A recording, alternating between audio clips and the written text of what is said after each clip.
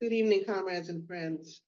The 60th anniversary of the assassination of Malcolm X affords us the opportunity to look back on the timeless contributions that Malcolm made to the struggle for the liberation of Black people, first through the prism of Black nationalism, and lastly through the prism of anti-imperialist internationalism, and to apply those contributions to the class struggle today.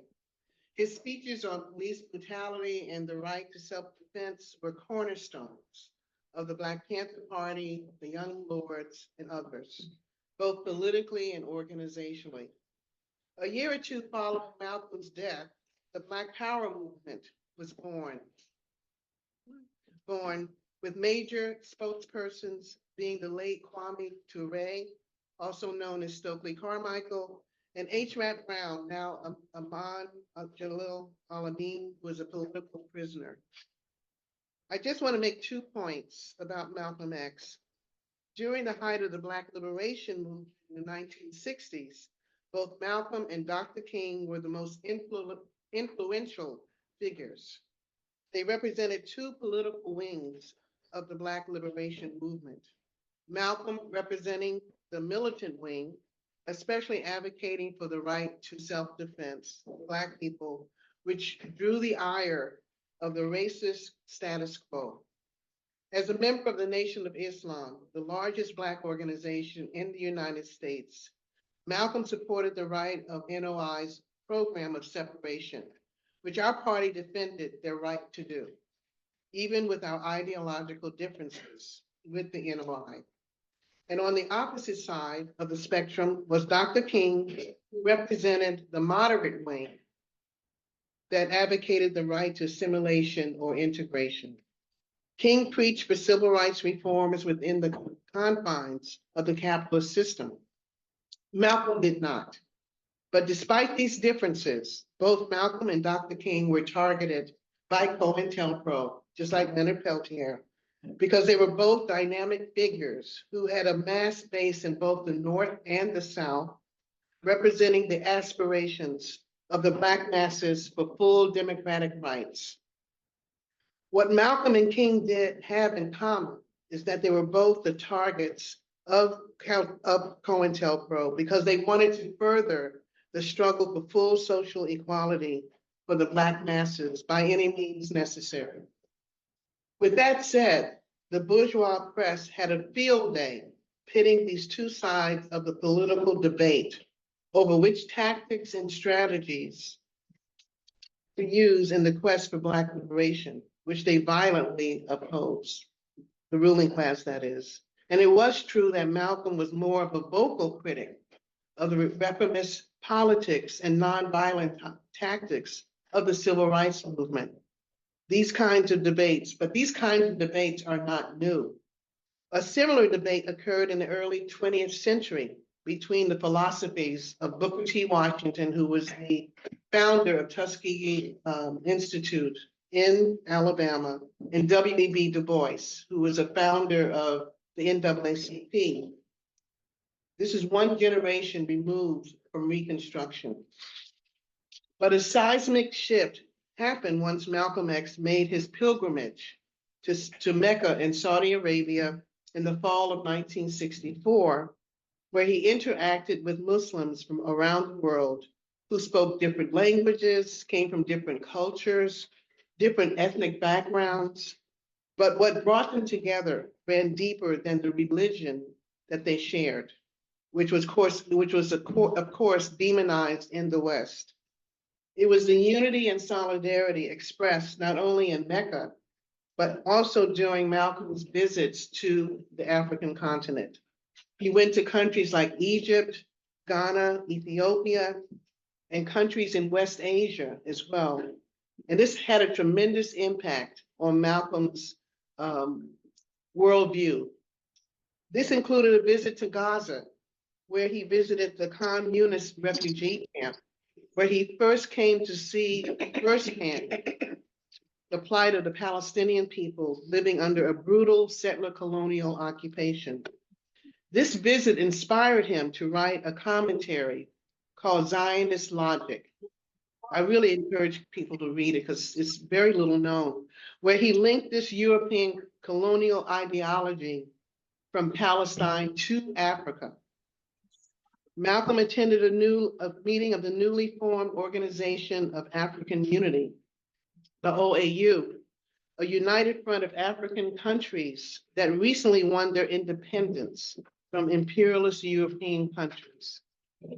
Taking this 5-month historic trip was decisive in Malcolm developing a perspective of internationalism against racism and imperialism to show that Black people inside the United States were not oppressed by racist individuals, but by an entire social system, worldwide capitalism. You can see the quote right here from Malcolm about that. As someone who was born under segregation in Alabama, I shared the same view about white people as Malcolm did until I met Workers' World Party in the early 1970s that taught me that Black people had more in common with other oppressed people of the world, regardless of where they live or who they are. Malcolm went from characterizing the quote unquote white man as the main oppressor of the world to the system of imperialism as the main oppressor. Malcolm was evolving from the ideology of Black nationalism, which, to repeat, our party defended when other Marxist-Leninist parties didn't, to internationalism. The week before his assassination, Malcolm stated, quote, "It is incorrect to classify the revolt of the Negro as simply a racial conflict of Black against white, or as purely an American problem. Rather, we are today seeing a global rebellion of the oppressed against the oppressor, the exploited against the exploited." And of course, it sounds very familiar to what's happening today around the world. After Malcolm returned to the US, after spending 5 months abroad, he announced the formation of the Organization of Afro-American Unity, with the goal of uniting Black people, regardless of where they lived, into a united front to fight not only for civil rights, but for human rights, to show that the oppression of Black people knows no borders. Malcolm announced that this united front included putting aside any differences with the civil rights movement and with Dr. King to help form this new organization. There's a famous photo showing Malcolm shaking hands with Dr. King, which you can just imagine, this sounded alarm bells in the minds of the ruling class, whose rule is always predicated on division, weakening, and co-opting movements for social change.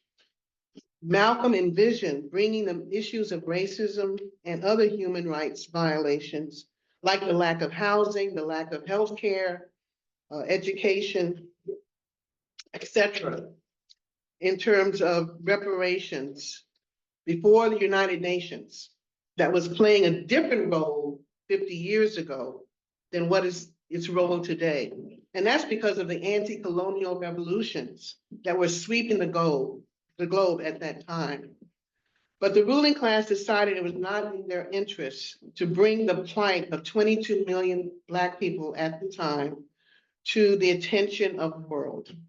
And so they decided that Malcolm had to be silenced with his assassination at the Audubon Ballroom 60 years ago tomorrow. Just as they decided that Dr. King had to be silenced 3 years later when he declared that the Vietnam War was quote unquote immoral.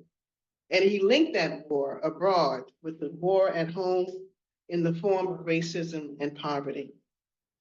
But as Black Panther leader Fred Hampton once stated, "You can kill a revolutionary, but you can't kill revolution," end quote. And this certainly applies to Malcolm, especially 60 years later, with all that is happening with the current white supremacist Trump-Musk regime and their billionaire allies attacking our class. It's safe to say that the lessons and spirit of Malcolm X to never remain stagnant. This is one of his greatest contributions. He never remained stagnant in terms of his views. And he was always evolving. And as he did, will continue, and he will continue to influence and inspire revolutionaries and activists around the world, including the younger generation. So Malcolm X presente.